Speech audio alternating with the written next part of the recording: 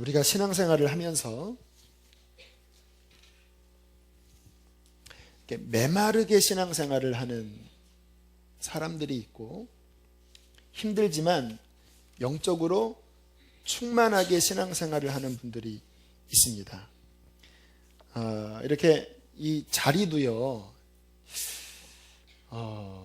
금자리, 은자리, 똥자리가 있다고 하는데, 자리마다 어떤 은혜의 물결이 달라요. 저도 이렇게 앉아보면 달라요. 좀 이렇게 앞쪽일수록 이렇게 은혜를 이렇게 세게 받고, 그래서 돌로 제가 이렇게 여기서 던지면 앞자리는 터지잖아요. 근데 뒷자리는 이렇게 힘이 떨어지는데, 뭐 뒷자리가 뭐 꼭 그렇다는 건 아니지만, 또 사모하면 뒷자리도 은혜를 주시지만, 제가 예배를 드려보니까 그 자리에도 어떤 영적인 차이가 있는 것을 느꼈습니다. 아무튼 신앙생활을 하면서 이왕이면 더 힘있게, 더 기쁘게 하나님의 은혜를 더 많이 받으면서 신앙생활을 하면 좋겠죠. 우리가 어차피 영적으로 살아가는 자들인데, 자, 제가 비결을 알려드릴게요. 어떻게 하면 이왕 주님 믿는 거 더 영적으로 기쁘고 더 많은 공급을 받고 영적으로 부유하게 신앙생활을 할지, 아니면 이왕 신앙생활을 하지만 좀 빈약하게 영적으로 무기력하게 사는 그 중요한 분기점을 말씀을 드릴게요. 주님의 충만한 은혜를 받으려면요, 그저 교회만 다니면 안 되고 주님이 기뻐하시는 일을 해야 합니다. 아멘이 적어요. 일하라는 거죠. 이렇게 벌써 딱 이렇게 생각을 하시는 분들이 있는데, 아니, 제가 정말 원리를 말씀을 드리는 거예요. 물론 주님의 기뻐하시는 일을 하면 분명히 힘은 더 들어요. 교회를 더 나와야 하고요, 시간이 더 들고요, 에너지 소모가 더 있어야 하고요, 그냥 예배만 드릴 때와는 다르게 분명히 부담이 더 있지만, 그러나 중요한 게 뭐냐면 주님이 기뻐하시는 일을 내가 희생하면서 하려고 할 때, 이제 하나님과 우리와의 관계를 제가 보여드릴게요. 하나님이 우리를 사랑하십니다. 모든 사람을 사랑하세요. 그런데 하나님의 사랑의 감정이 사람마다 좀 달라요. 어떤 사람에게는 기쁨이 있는 사랑을 주는 자녀들이 있습니다. 기쁨이 있는 사랑, 잘 이해하세요? 그러나 어떠한 사람은 근심이 있는 사랑이 있는 사람이 있어요.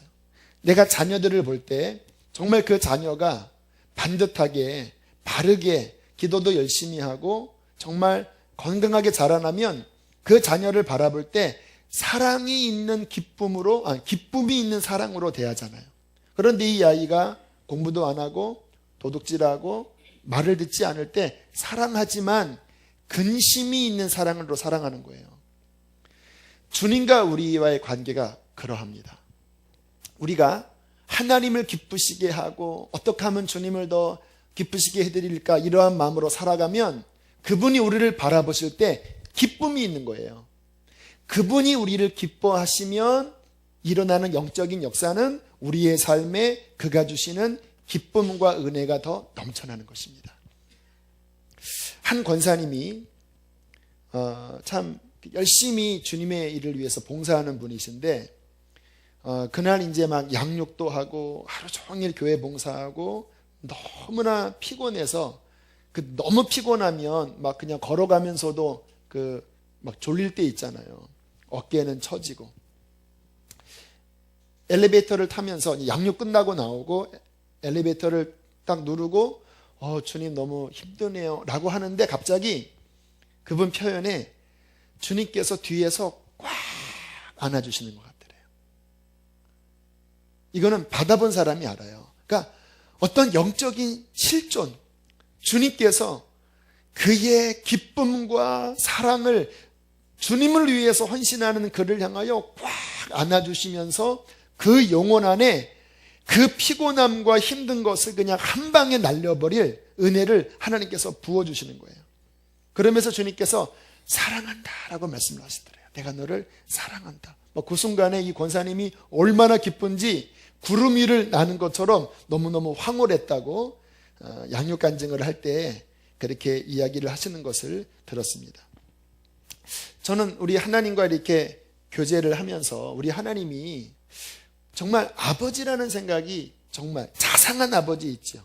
뭔가 하나님을 위해서 좀 수고하고 애쓰는 그런 모습이 조금이라도 보이면 하나님께서 정말 수고했다, 정말 잘했다, 그 말씀을 막 연발하시는 분이신 것 같아요.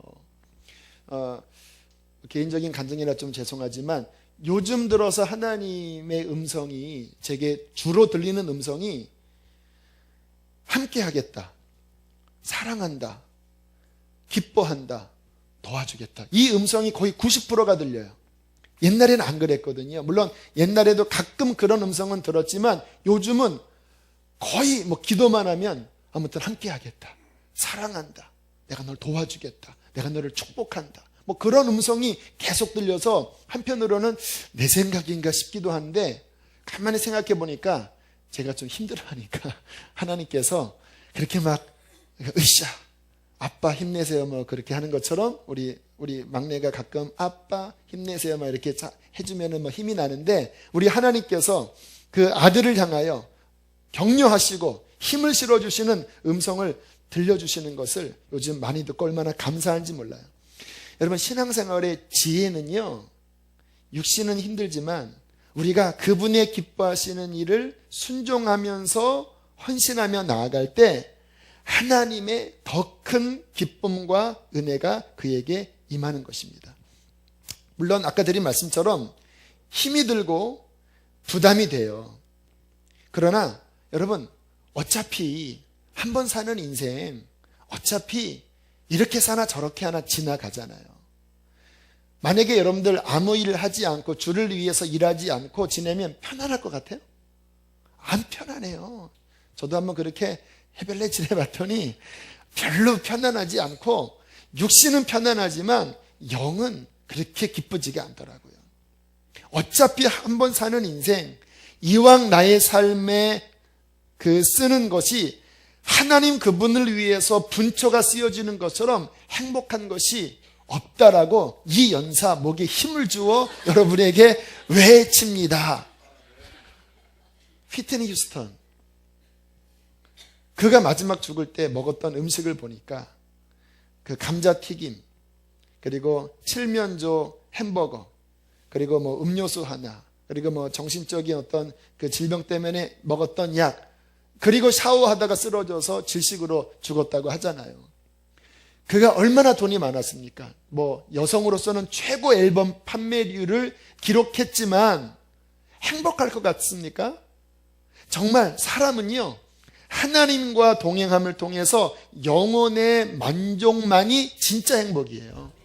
근데 이게 언제 주어지냐면, 제가 살아보니까 주님을 위해서 십자가를 지고 그분과 함께 힘들지만 더 가까이 동행할 때에 이 하나님이 주시는 영적인 기쁨이 더 크다라는 것을 발견했습니다. 그 육체의 힘든 것을 상쇄할 만한 하나님의 놀라운 힘을 주신다라는 거예요. 성경은 이렇게 말씀하십니다. 너희는 먼저 그의 나라와 의를 구하라. 힘들어도 그게 우선이다. 그리하면 이 모든 것, 이 땅에 필요한 그 것들은 하나님께서 아무튼 도우실 테니까 너의 인생의 우선순위는 먹는 것 마시는 것이 아니라 하나님이 기뻐하는 일을 먼저 해라. 이게 구원받은 우리를 향하신 하나님의 인생 우선순위입니다. 뒤바뀌면요, 내 일이 먼저고 하나님의 일이 이 내 일을 좀 뭔가 이렇게 도와줄 수 있는 이런 식으로 해버리면요, 평생 그 영적인 곤고함에서 못 벗어납니다. 아예 과감하게 주님 일을 먼저 하고 하나님의 일에 우선순위를 두고 살아가면요, 신기하게 먼저 심령이 기쁘고, 그리고 하나님과 동행하는 행복이 있고, 또 그분이 주시는 지혜 속에서 내 삶에 필요한 것들을 하나님께서 채워주시는 거예요.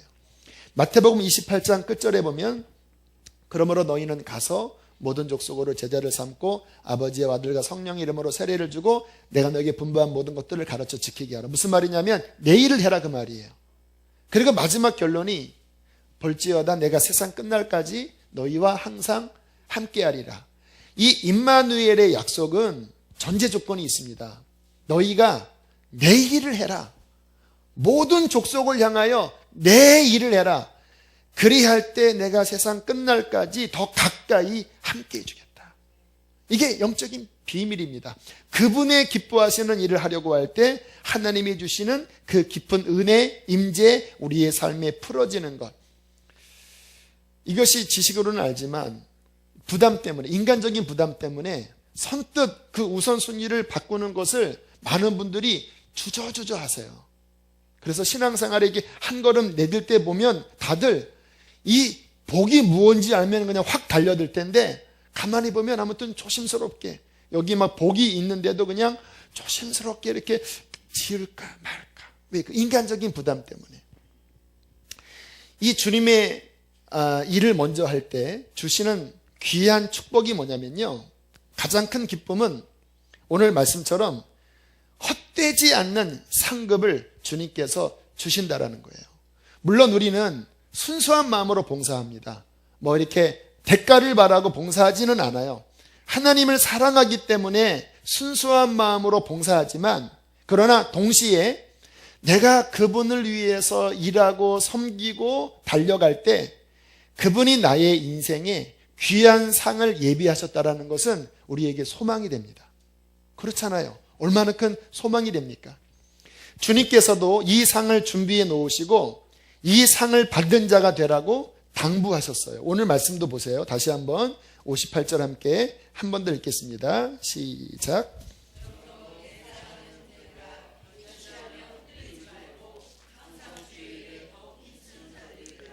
이는 너희 수고가 주 안에서 헛되지 않은 줄을 알미니라.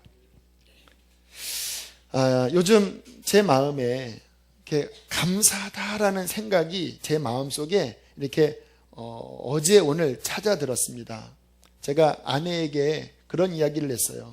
하나님이 나의 인생을 정말 최선으로 인도하신 것 같다. 그 박보영 목사님이 한때 저를 위해서 기도하시면서 강 목사님은 어떻게 인도하시겠습니까? 그럴 때 주님이 내가 가장 좋은 길을 예비했다. 그렇게 말씀을 하셨대요. 그래서 그런가 했는데 지금 제가 돌이켜보니까 주님께서 저의 삶을 최선으로 인도하셨다라는 생각에 너무 감사했어요. 제가 처음 주님을 뜨겁게 만나고 이제 20대 때 성령 충만함 받았을 때 저에게는 지금처럼 이렇게 주님께 쓰임 받기에는 여러 가지 좀 쉽지 않는 영적인 배경들이 있었습니다.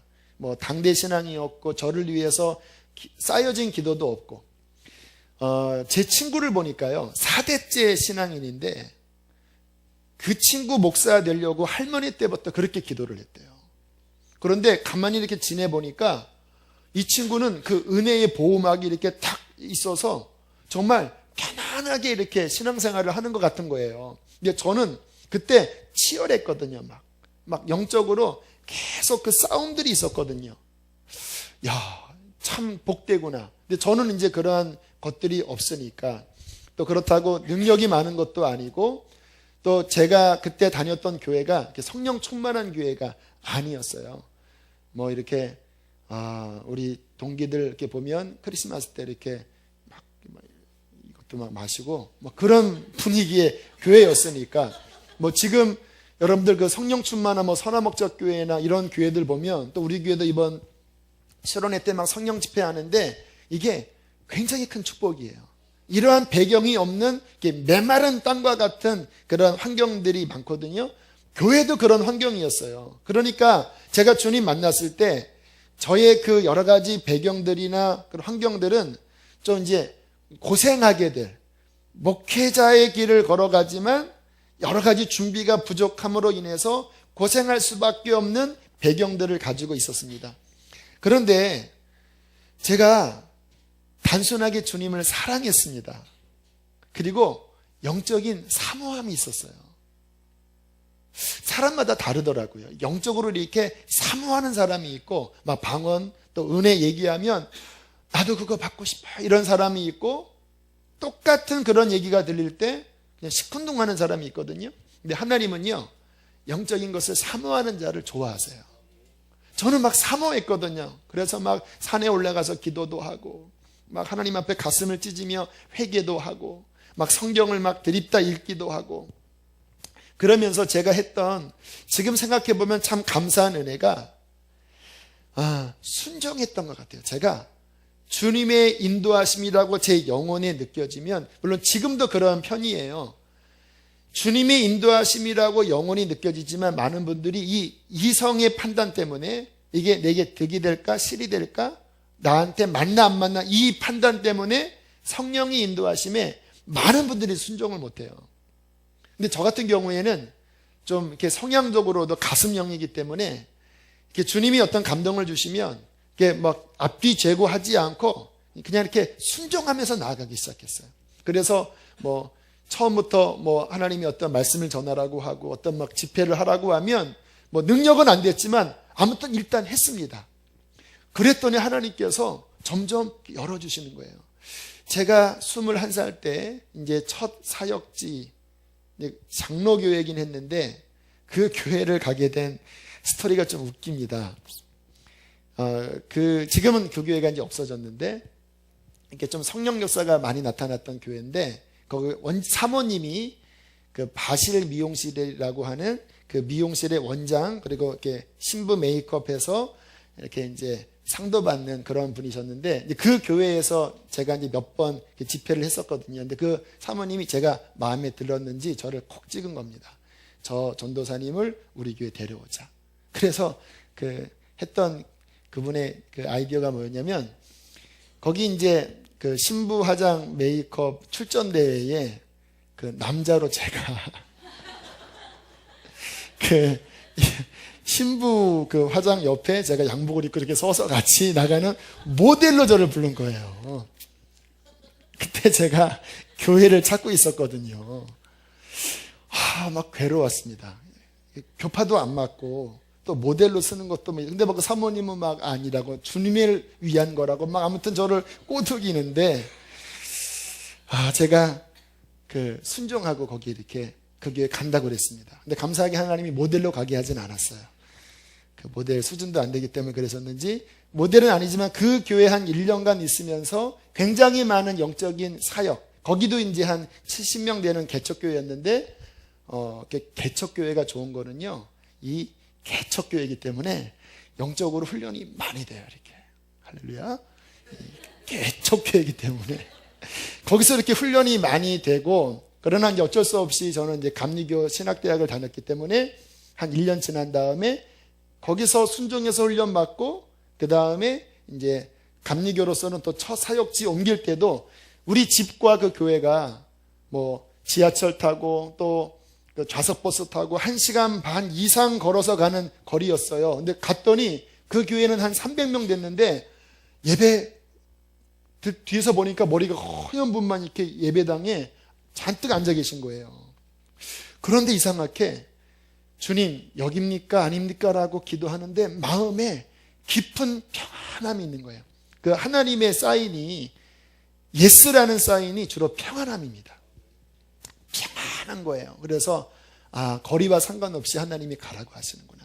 그 교회를 제가 군생활 합쳐서 7년을 섬겼는데, 거기서 또 귀한 하나님이 훈련을 시키셨습니다. 거기서 제가 유치부부터 청년부까지 부흥의 여름마다 다 인도하고, 뭐 청년을 데리고 단기 선교 가고, 또 학생들 데리고 막 생명을 쏟아붓는 부흥 집회를 하고, 또 어른을 대상으로, 지금 이 설교 훈련은요 거기서 다 받았습니다. 오히려 선한목자교회 같은 이 대형교회는 저 같은 전도사가 가면 한 파트밖에 못해요. 요 한 파트. 그런데 그때 갔던 교회는 올 파트를 다 해야 되는데 막 가슴 뜨겁지요. 주님 사랑하지요. 막 열정이 있으니까 또 목사님이 다 맡겨주셨습니다. 찬양도 인도하고, 막 수요 설교도 하고, 금요철화도 인도하고, 막 어린아이들 대상으로 막 집회도 하고, 막 그렇게 하면서 막 어떻게 그냥 행복하게 지냈는데, 그 멀리서 지난번에도 간증했죠. 뭐 자랑은 아니고 그냥 간증인데, 제일 일찍 교회에 와서 문을 열고, 뭐 어느 때는 막 청소를 이렇게 하면서 막 주님 사랑하는 마음으로 청소도 하고 막 그렇게 다니니까 여러 청년들도 함께 그렇게 막 붙으면서 굉장히 교회가 북적북적대는 귀한 은혜를 이렇게 누리면서 제 20대를 그렇게 하나님께서 보내셨고요. 뭐 군 생활도 뭐 아무튼 이런 경우가 별로 없는 것 같아요. 아무튼 뭐 찬양 집회, 뭐 신우회 모임, 뭐 성경학교, 심지어는 군인들 휴가 주면 군인들은 집에 가고 싶어 하잖아요. 저는 그 군부대 안에 있는 교회 일 때문에 휴가 받고요. 교회에서 잤습니다. 막 얼마나 막 모기에 막 뜯겼는지 그래도 행복한 거예요. 왜? 집에 가지 않고 내일 집회가 있으니까 여기 와서 내가 이 집회를 하는 게 더 행복하다. 그러한 시간들이 이렇게 주마등 같이 지나면서 이제 30살 때 첫 목회 공주로 나가고 좀 어려웠습니다. 근데 주님께서 한 2년간 좀 빡세게 훈련 받고 그 다음에 개척교회 한 2년 또 훈련 받고 그리고 그 안산에 있는 광림교회 유목사님 계실 때 거기 부목사로 청빙 받았는데 가자마자 유목사님이 3개월 만에 날개를 달고 성남으로 이렇게 날아가시더라고요. 이게 뭐야? 그런데 그 교회에서 청년 젊은이 교회를 또한 섬기면서 또 나름대로 귀한 또 은혜를 받게 하셨어요. 그리고 난 다음에 여기서 유목사님 빠지고 제 역할을 좀 하나님이 하게 하신 다음에 또 성남에 와서 6년 유목사님 밑에서 목회훈련 제대로 받게 하시고 또 여기 안산 가기 전에 박봉희 목사님 같은 지방에서 함께 교제를 나누면서 목사님과 친분을 쌓고 그리고 복음학교나 순회 선교단을 통해서 복음의 깊은 진리를 하나님께서 배우게 하시고 그리고 이렇게 길게 돌아서 여기까지 온 딱 이 순간에 딱 뒤돌아보니까 그때 주님 만나고 주님이 좋아서 주님의 일을 하고 먼 거리지만 피곤함을 느끼지 않고 그냥 행복해서 그 영혼들 거듭나게 하겠다고요. 막 무릎이 지금도 이렇게 발을 이렇게 하면 여기가 불룩합니다. 막 눈물로 기도하는 겁니다. 주님, 이 영혼들을 구원해 달라고.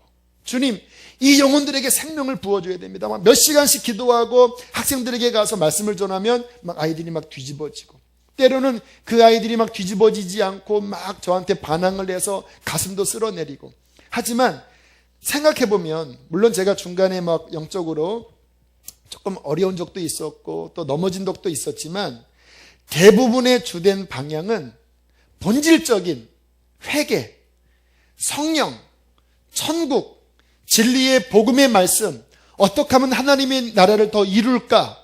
이 마지막 때 주님 다시 오실 날 어떻게 준비할까? 이 본질적인 것에 제가 더 매달리면서 그렇게 조금씩이라도 성장하고 몸부림으로 왔거든요. 그리고 지금 이 시점, 2012년 이 시점 생각해보니까 목회 나온 게 이제 담임 목회 나왔잖아요. 너무 늦지도 않고 너무 이르지도 않은 거예요. 만약에 40대 중반 후반 넘어가면 이게 이제 지는 해가 되는 거예요, 이렇게. 그런데 만약에 제가 30대 한 중후반에 목회를 나왔으면 지금 생각해 보니까 진짜 힘들었을 것 같아요. 지금도 막 너무 힘들어서 막 살이 막 짝짝 빠지는데 늦지도 않고 이르지도 않게 하나님이 적절할 때 나를 보내셨구나. 그리고 지난 날에 그렇게 섬겼던 일들이 주마등처럼 지나가면서 헛되지 않았다라는 것을 주님이 알게 하셨습니다. 그러므로 내 사랑하는 형제들아, 견고하며 흔들리지 말며 항상 주의 일에 더욱 힘쓰는 자들이 되라. 이는 너희의 수고가 주 안에서 하는 것이라면 헛되지 않을 것이다. 여러분 꼭 기억하세요. 세상에 하나님 바깥에서 내가 수고한 것은 휘트니 휴스턴처럼 스티브 잡스처럼 일순간에 무너질 수 있을 거예요.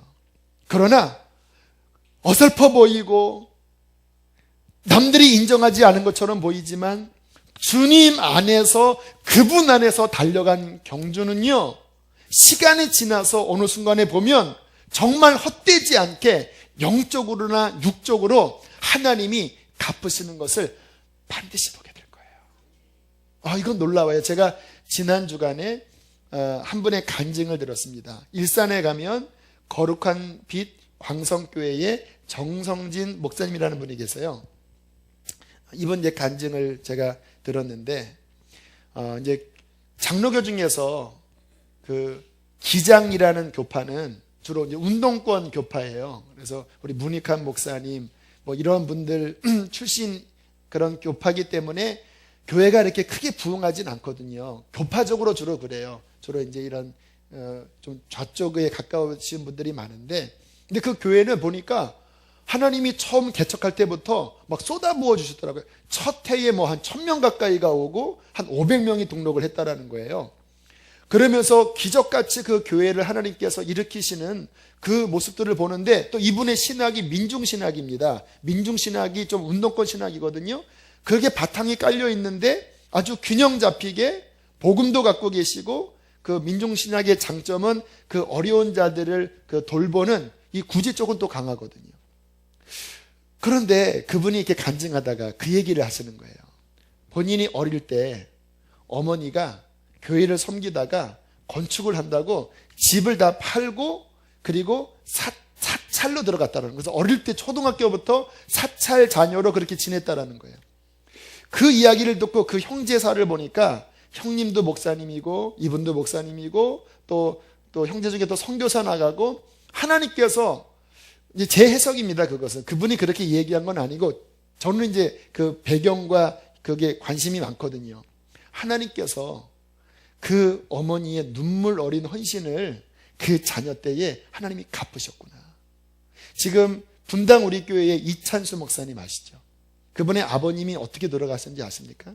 개척교회를 하셨는데 평생 100명이 뭡니까? 몇십 명이 넘지 못하는 개척교회를 하셨는데 이 말을 더듬거리셔서 하나님 이 내 입술을 풀어주시고 능력 달라고 40일 금식기도 하시다가 돌아가셨어요. 40일 금식기도 하시다가. 얼마나 이게 상처겠습니까? 그런데 그 이찬수 목사님이 이제 이렇게 미국 넘어가셔서 어느 날 막 갑자기 너 목회해라 막 이런 막 은혜가 막 쏟아져서 견딜 수 없이, 하지만 아버지 생각하면 어릴 때 고생밖에 기억나는 게 없거든요. 늘 목회는 힘들었고 금식하다가 돌아가셨으니까 이 얼마나 이게 상처가 커요. 그런데 견딜 수 없는 마음에 한국에 와서 신학 공부하고 또 사랑의 교회에 가서 이제 청소년 사역을 담당하는데 이분에게 하나님의 은혜가 부어지기 시작하는 거예요.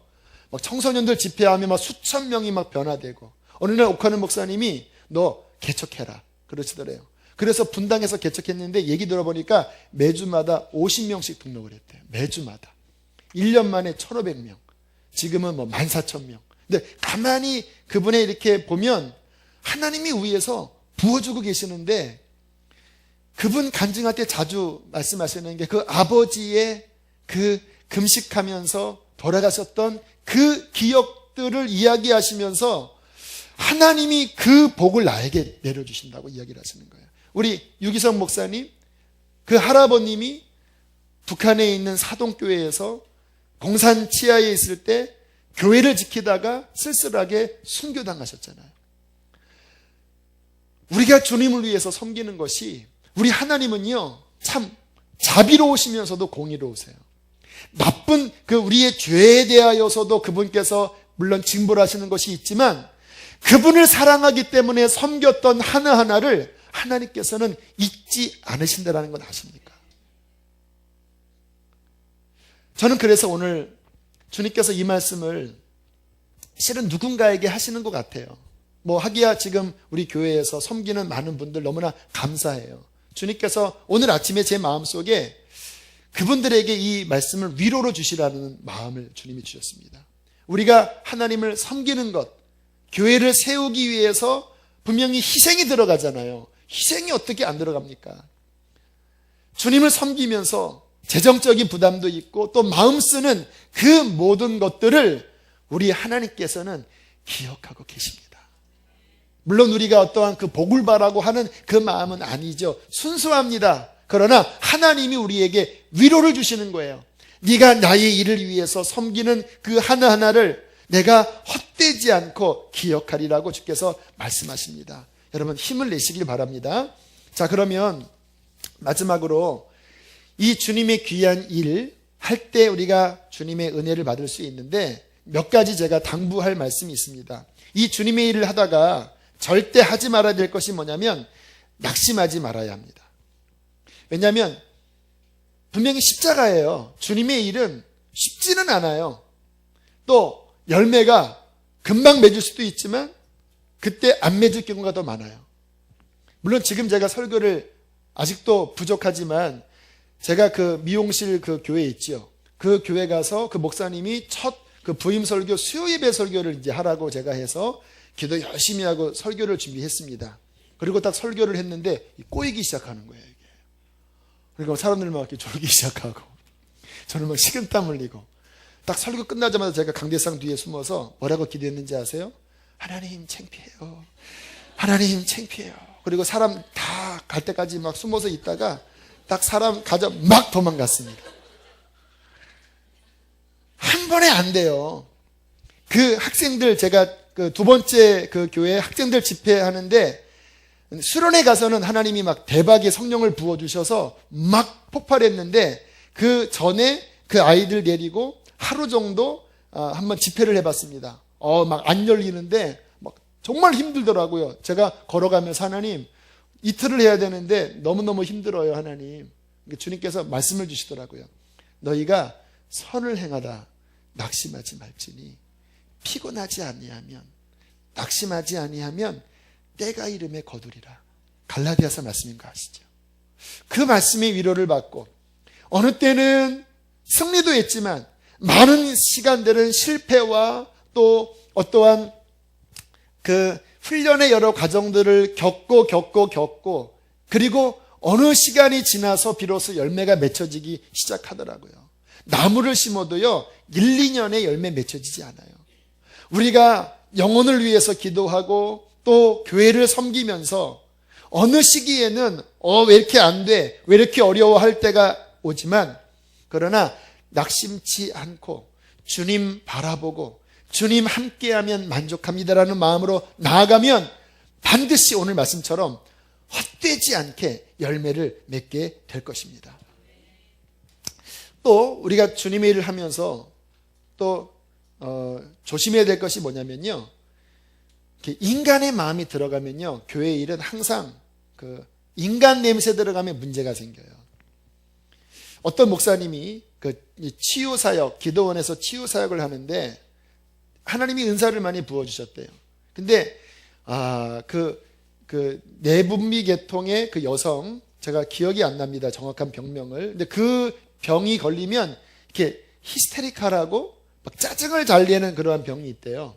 그러니까 이 여성이 막 예배 시간에 막 목사님께 막 따지고 막 그러는 거예요. 막 참다가 이 목사님이 혈기를 발했답니다. 입 닥치라고. 지금 주제를 알아야지 지금 막 이랬대요. 그 순간에 갑자기 주님께서 내가 너에게 준 모든 은사를 거두겠다. 그러더니 싹 빠져나가시더래요. 두려운 일이죠. 주님의 일을 하다가 인간의 어떤 것이 올라올 때는 정말 십자가를 붙잡으셔야 합니다. 나는 주와 함께 죽었습니다. 십자가로 결론 내리고 우리 안에서 순전한 그리스도의 향기만 나오도록 그렇게 섬겨야 돼요. 많은 교회에서 이 인간적인 이것이 나오면서 얼마나 힘이 듭니까? 뭐 제자훈련 교회도 나오잖아요. 그 여성교회의 그 전쟁, 깍두기파와 배추파가 서로 막 이렇게 칼을 이렇게 휘둘면서 배추를 해야 된다, 깍두기 김치를 담궈야 한다, 창창창창 이렇게. 어떤 교회는 카펫을 바꿔야 되는데 두 파로 나눠졌습니다. 붉은 보혈파와 푸른 초장파. 그래서 붉은 보혈파, 푸른 초장파. 이게 교회를 위한 열심에 자아가 들어가 버리면 오히려 사단의 역사하죠. 교회 일은요 잘하려고 하면 안 돼요. 내 안에 주님이 하라는 대로 하면 돼요. 이게 정답입니다. 그래야지 잡음이 안 생겨요. 주님 어떻게 해야 되겠습니까? 이렇게 해라. 그러면 그렇게 하면 돼요. 내가 안 들어갔기 때문에 그렇게 순종하면요 하나님이 책임져 주시고 또 상처도 별로 받지 않아요. 마지막 세 번째, 어떻게 주님의 일을 해야 될까요? 하늘의 상을 바라봐야 돼요. 주님께서 이 땅에서도 하나님이 갚아주시지만 성경은 주님 다시 오실 그 영생의 때에 내가 너에게 줄 상이 있다고 말씀을 하십니다. 부자가 주님을 쫓을 때에 소유를 가난한 사람에게 나눠주고 나를 쫓으라. 하늘에서 상이 있을 것이다 말씀하시잖아요. 주님은 언제나 우리에게 하늘의 상을 바라보기를 원하세요. 중국 티베트 쪽에 그 장족들을 선교하는 그 여자 선교사님이 계셨는데 루시라는 선교사님이십니다. 근데 제가 그분 만나고 참 존경하게 됐습니다. 얼마나 신실한지. 여성으로서 지금은 결혼하셔서 아이를 낳으셨는데 그때 한 8년 전에는 싱글로 그 중국의 그 티베트 알지요? 그 달라이 라마 그 본거지. 거기에는 정말 그 중국도 소수민족 중에서 굉장히 격렬하게 이제 한가하는 그런 지역이잖아요. 그래서 쉽지 않은 지역이 여자 혼자 들어가서 골방 하나 얻어놓고 주님 이 티벳이 하나님을 맞이하게 해달라고 막 기도를 하고 막 땅밟기 막 온 그 티벳 그 동네를 막 다니면서 막 찬양하는 일들을 이분이 여성 혼자서 한 거예요. 그런데 어느 날 어느 거리를 지나가는데 아이들이 돌을 들고 막 쫓아오더래요. 이리 도망가면 이리 쫓아오고 막 웃으면서 막 돌을 던지는데 피하다 나중에는 지쳐서 구석에 앉았더니 막 아이들이 막 돌을 던지는 것만 맞고 막 상처 입고 이게 아픈 것도 문제지만 이게 마음이 이제 상하는 거예요. 그래서 너무 상해서 지쳐서 돌아와서 이제 굉장히 이제 탈진해 가고 있는데 하나님께서 수련회를 보내셨대요. 어떤 분을 통해서 이렇게 수련회를 가라. 수련회를 갔는데 그 강사가 본인 상황 전혀 모르는데 돌 맞은 이야기를 하더래요. 스데반 이야기를. 스데반 어느 분이 천국 갔더니 스데반을 봤다는데 스데반의 이 이마에 이만한 보석이 박혀 있더라고. 그래서 스데반이요 왜 이 보석이 있습니까 했더니 그때 돌이 확 날라와서 여기 이렇게 깨졌는데 하나님이 그 돌 박힌 데마다 보석을 다 이렇게 바꿔주셨다라는 그 이야기를 하면서 혹시 여러분 가운데 복음 전하다가 돌 맞은 분이 계십니까? 하늘에서 하나님이 보석을 주실 것입니다. 전혀 모르는데 막 그 뭐 우스갯소리인지 그 이야기를 하는데 막 눈물이 쏟아졌다라는 거예요. 하나님이 나를 위로해 주시고자 이것에 보내셔서 그 정말 그 기가 막힌 그 돌 맞은 스데반을 통해서 여기 돌 맞은 사람이 누가 있겠습니까? 저도 돌 맞은 적 없거든요. 하나님의 위로, 하늘의 위로로 다시 그 선교 사람을 일으키셨다라는 이야기를 들었습니다. 여러분, 뱃속에서의 10달이 잘 준비되어서 중요한 것은 이제 세상에 건강하게 태어나는 거예요.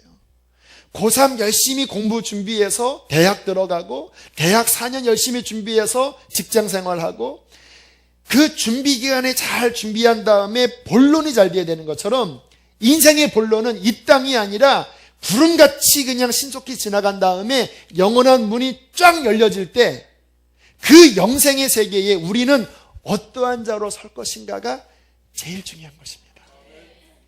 주님께서 우리에게 사랑하는 형제들아 견고하며 흔들리지 말며 주의 일에 더욱 힘쓰는 자들이 되어라. 너희의 수고가 주 안에서 헛되지 않아. 이 땅에서도 헛되지 않을 뿐만 아니라 잠시 후에 이 영원한 세계 문이 열려질 바로 그때에 너희가 주를 위해 섬겼던 것, 주님과 함께 십자가를 졌던 것 결코 헛되지 않게 그분께서 갚아주시리라고 말씀하십니다. 우리 하나님 얼마나 자비하신 분인지 아세요? 얼마나 사랑이 많은 분인지 아세요? 우리가 그분을 위해서 섬긴 게 뭐 얼마큼 대단하겠습니까? 근데 주님이 제게 들려주셨던 그 음성을 들어보면 그 영혼 살리려고 막 가슴을 좀 치고 좀 무릎 꿇고 하나님 이 말씀을 통해서 영혼들을 살려달라고 했던 그 별거 아니잖아요. 뭐 돈 벌기 위해서 그 정도 노력 안 하는 사람이 어디 있습니까? 자녀들 가족 부양하기 위해서 여러분들 다 세상에서 다 그런 정도 수고하시잖아요. 그런데 우리 하나님이 그 하나님을 위해서 조금이지만 그렇게 애쓴 그 모습 가지고 사랑한다, 함께한다, 축복한다, 내가 상 주겠다고 하신 이것은요 우리가 잘나서가 아니라 그분이 사랑이 크시기 때문에 그렇습니다. 그 하나님의 사랑을 바라보고 우리가 이 땅에 살아가면서 어차피 지나가는 거예요. 우리 젊은이들 젊은 금방 지나가고요, 40대 금방 지나가고요, 50대 쑥 지나가고요, 60대 쑥 지나가고요, 70대 쑥 지나가고요, 금방금방 지나가는 거예요. 어차피 한 번 살 거 무엇을 위해 살아가겠습니까? 사랑하는 자들아, 견고하며 흔들리지 말며 주의 일에 더욱 힘쓰는 자들이 되라. 이는 너희의 수고가 반드시 주 안에서 헛되지 않을 것입니다. 오늘 그 하나님의 위로하심과 또 기름 부으심이 있게 되기를 축복합니다. 우리 함께 찬양합시다. 여기에 모인 우리 이 찬양 드리고, 하나님 내게 힘을 주셔서 이 땅을 살아갈 동안에 십자가를 지게 하시고 주님과 함께 당신의 나라의 일을 이루게 하소서. 찬양하고 기도합니다. 여기에 모인 우리 주의